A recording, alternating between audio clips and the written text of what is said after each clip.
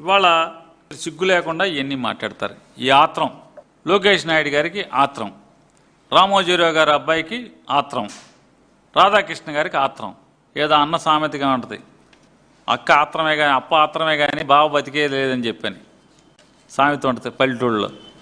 మీ ఆత్రమే కానీ ఈ ప్రభుత్వం బతికి బట్టగట్టే సమస్య లేదు, గుర్తుపెట్టుకోండి.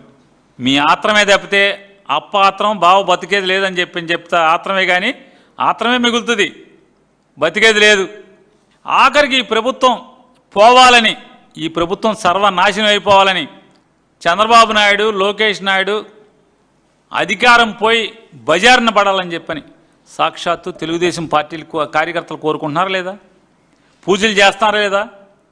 మీకు చందాలు ఇచ్చిన వాళ్ళు అమెరికా నుంచి, యూరోప్ నుంచి, ఆఫ్రికా నుంచి, అంటార్కిటికా నుంచి, ఐస్లాండ్ నుంచి మీకు చందాలు పంపించిన వాళ్ళు ఏం పూజ చేస్తున్నారు? వీళ్ళు పోవాలరా, కుప్పకూలి పోవాలి వీళ్ళు, అసలు వీళ్ళకి బాగా పొగరబలిచిపోయింది, డబ్బు పిచ్చి పట్టింది, పోవాలి వీళ్ళని చెప్పనే దేవుడికి దండాలు పెట్టుకుంటున్నారు కదా అందరూ. ఇది నిజం కాదా అంటున్నా? పేరుకేం చెప్పారు? ఇది కమ్మ కాపు ప్రభుత్వం అన్నారు. కమ్మోళ్ళు ఎడుతున్నారు, కాపులు ఎడుతున్నారు మీ ప్రభుత్వంలో. ఏడవనోడు ఎవడంటున్నా? ఏడవనోడు ఎవడు? పలానోళ్ళు మీరు చెప్పండి, పలానోళ్ళు లేదని. అసలు మీ అవినీతి లేనిది ఎక్కడుంది? అమరావతి దగ్గర నుంచి మొదలెట్టి అసలు మీ అవినీతి లేని పలానా చోట చెప్పండి.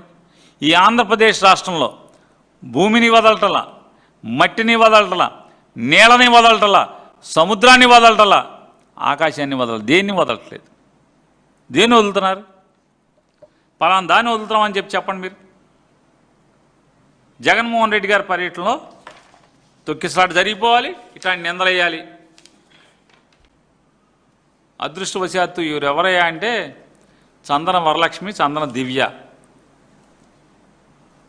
వీళ్ళిద్దరూ వైఎస్ఆర్ కాంగ్రెస్ పార్టీకి వీరాభిమానులు కాబట్టి మీ పాచికలు పారలేదు.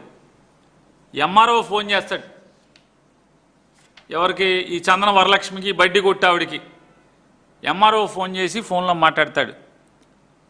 అమ్మ వరలక్ష్మి గారు, చాలా దుర్మార్గం జరిగిందమ్మా, మీ బల్లలు పోయినాయమ్మా, మీ కప్పులు పోయినాయమ్మా, మీరు వస్తానంటే మన ఇద్దరం నేను కారు వేసుకొస్తానమ్మా, కలెక్టర్ దగ్గరికి వెళ్దామమ్మా, ఈ దుర్మార్గులమ్మ వాళ్ళు, మంచి ప్రభుత్వం అమ్మా, బాబు గారిది మంచి ప్రభుత్వం అమ్మా, కలెక్టర్ దగ్గరికి వెళ్దాం రా అమ్మా, ఎస్పీ దగ్గరికి వెళ్దాం రా అమ్మా అని అన్ని రికార్డింగ్లు ఉన్నాయి.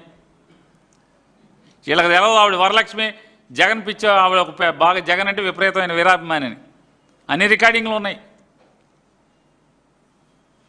ఎంఆర్ఓ గారు, ఎస్పీ దగ్గరికి కలెక్టర్ దగ్గరికి వెళ్దామా? వెళ్దాం, నిన్ను కూడా తీసుకెళ్దాం చీఫ్ సెక్రటరీ దగ్గరికి, కంగారు లేదు, ఓ 2 ఏళ్ళు ఆగు. ఇట్లాంటి తప్పుడు పనులు చేయించటం, వ్యవస్థతో, ప్రభుత్వ వ్యవస్థతో అడ్డగోలుగా వాడుకోవటం.